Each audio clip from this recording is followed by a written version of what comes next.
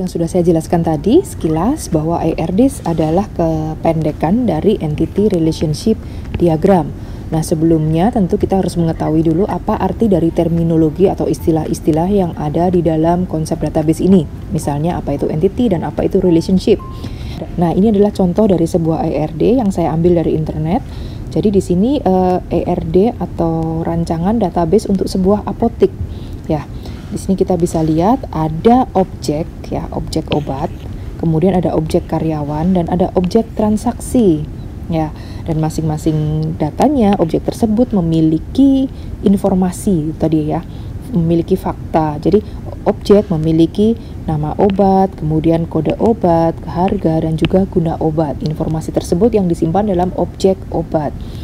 Kemudian karyawan juga memiliki informasi, misalnya nama karyawan, alamat dan nomor induk pegawai. Oke. Dan transaksi yang di sini kita bisa lihat bahwa itu berupa event ya, berupa kejadian, memiliki ID transaksi dan tanggal transaksi.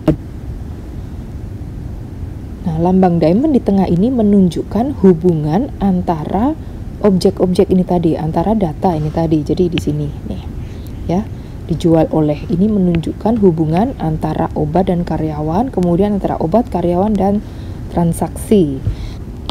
Nah, kalau kita lihat di sebuah bagan ERD, kita akan melihat berbagai komponen yang ada di dalam diagram ERD tersebut. Oke, bisa kita lihat yang pertama di sini ada yang dinamakan dengan entity, ya. Entity itu adalah objeknya. Jadi di sini contohnya karyawan, obat, dan transaksi itu adalah entity atau yang merupakan objek atau data tersebut ya, objek atau event, bisa berupa event juga. Kemudian ada juga yang di sini tanggal transaksi, ini adalah yang kita sebut dengan atribut. Apa yang dimaksud dengan atribut? Atribut adalah data-data yang terkait dengan entity ya, sangat bergantung dengan entity. Jadi informasi terkait entity. Oke. Nah, selanjutnya ada yang di sini ya, yang bentuknya diamond ini, yang berbentuk diamond ini adalah yang dinamakan dengan relationship. Kalau kita lihat relationship ini, dia menghubungkan antara satu entity dengan entity yang lainnya. Kita lihat di sini ya, ini relationship dijual oleh itu menghubungkan obat dan karyawan, juga menghubungkan dengan transaksi ya. Jadi relationship adalah relasi antar entity. Nah, ini adalah 3 komponen penting yang harus kita pahami dalam membuat sebuah ERD. Untuk lebih memahami mengenai ERD ini, kita pelajari dulu yang disebut dengan komponen dari ERD. Tadi sudah kita tahu ada 3 komponennya, yaitu entity, atribut, dan relationship. Nah, kalau kita gambarkan dalam bentuk sebuah tabel, komponen ERD tersebut seperti ini. Entity itu adalah objeknya ya. Nah, objeknya itu seperti ini, itu adalah tabelnya sendiri. Kalau di sini objeknya adalah student, jadi ini adalah tabel student. Ya, tabel student ini adalah objeknya. Nah, yang kedua yang kita ketahui adalah adanya atribut.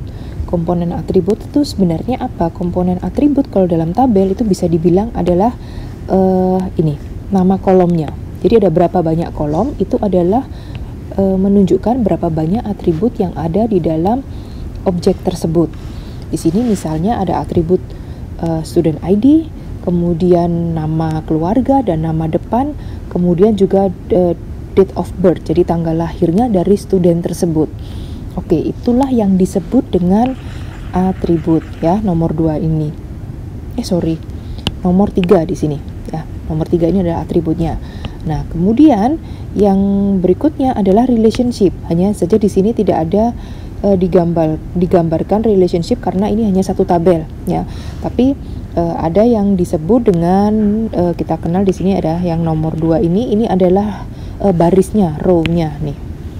Ya, satu baris ini dikenal juga dengan namanya entity occurrence. Jadi isinya sebenarnya isi dari tabel tersebut ya, isi dari datanya. Nah, kita akan sebutnya itu entity occurrence. Di sini kita lihat ya sekali lagi.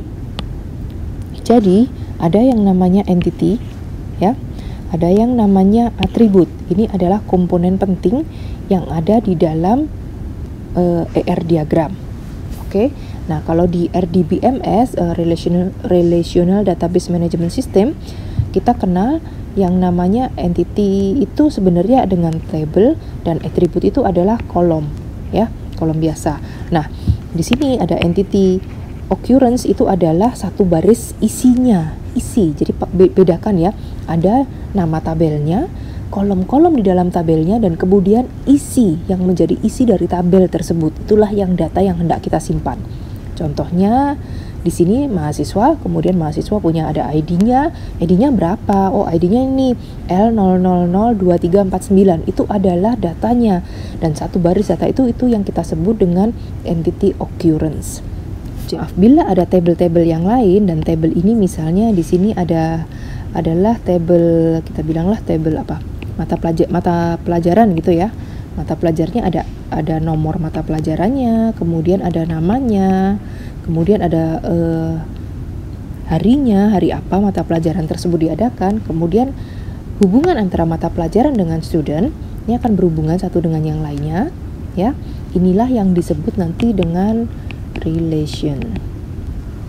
Seperti itu.